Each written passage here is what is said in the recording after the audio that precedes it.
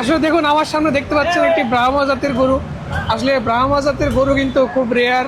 আসলে গাবতলী পশুরহাটে এই যে দেখতে পাচ্ছেন একটি ব্রাহ্মা জাতের বিশাল আকৃতির গরু, যে গরুটির দাম কিন্তু কোটি টাকা পর্যন্ত হয়ে থাকে। এটি হচ্ছে ব্রাহ্মা জাতের একটি গরু। এটি যতদূর জানা গেছে আসলে 7 লক্ষ টাকায় সেল হয়েছে। দেখি আপনাদের একটু সরাসরি খুব কাছ থেকে দেখানোর চেষ্টা করি। আসলে দেখুন, এই যে দেখুন, এটি হচ্ছে একটি ব্রাহ্মা জাতের গরু, কি বিশাল আকৃতির। আরে বাবা, কোটি টাকার গরু মাত্র 7 লক্ষ টাকায় বিক্রি হয়ে গেল গাবতলী পশুরহাটে। এটা সত্যিই অসাধারণ। শুনলাম এটা 7 লক্ষ টাকায় সেল হয়েছে, এটা কি সত্য? আমরা যতটুকু জানি এই গরুটা বিক্রি হয়েছে 7 লক্ষ টাকা, যেখানে ব্রাহ্মা গরু বিক্রি করে তাদেরকে কোটি কোটি টাকা, আর আপনারা বিক্রি করলেন 7 লক্ষ টাকা। যত বলেন আমি জায়গায় আছি, আমার জায়গায় আমি আছি। আমি বলবেন না উনি কি মালিক নিষেধ করেছে? জি, সবাই তো জানে, সবাই জানে, ওটা সবাই জানে, আমরা বলতে পারি। এত বড় একটা খামার, যে খামারে 300 গরু পালন করা যায়, জি, সেই খামারে গরু বিক্রি করতে করতে সব বিক্রি করে দিলেন। এটাই লাস্ট ভাই, মিথ্যে কথা না।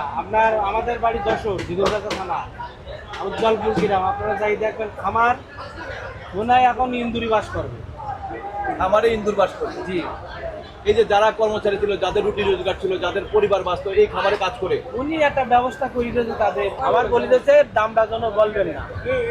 আমি কেমন দামটা আমরা শুনছি কত টাকা বিক্রি হয়েছে। আপনি 11,50,000 দাম হয়েছে, এবারে মনে করেন তার চাইতে অনেক কমে গেছে। কত টাকা কমে গেছে আপনি আমি ভাবিনি। আমরা শুনছি প্রায় 7 লক্ষ টাকা বিক্রি হয়েছে। এটা আপনারা শুনছেন, আমরা বলতে পারবো না ভাই। দর্শক এরকমই আসলে বিক্রি হয়েছে প্রায় 7 লক্ষ টাকা এই ব্রাহ্মা জাতের। বলবেন না জি না, কারণটা কি ভাই? আমার মালিক নিশ্চিত করছে ভাই।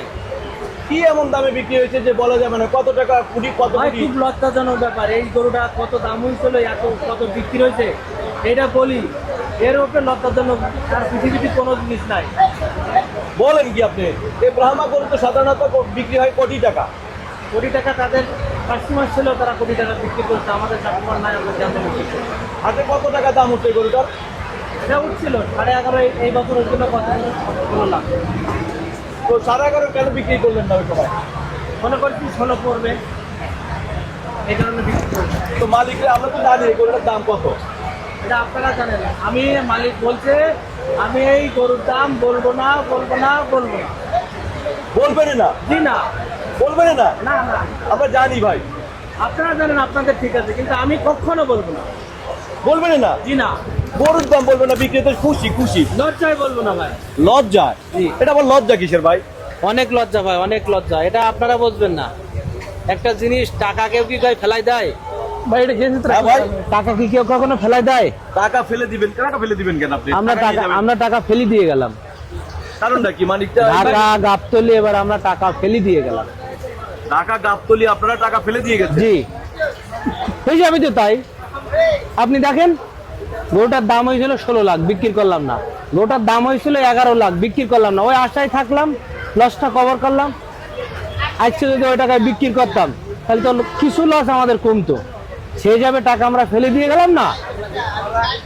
আসলে আমরা এই যতটুকু যে শুনেছি, গরুটা আপনি মানে বিক্রি করলেন, যে গরুটার বিক্রি করার কথা, আসলে খামারে যদি ঘুরিয়ে নিয়ে যেতেন গত বছর তো এর চেয়ে ভালো দাম পাওয়া যেত। ভাই উনি খামারে লাস্ট 1 পিস গরু ছিল, বুঝতেছেন?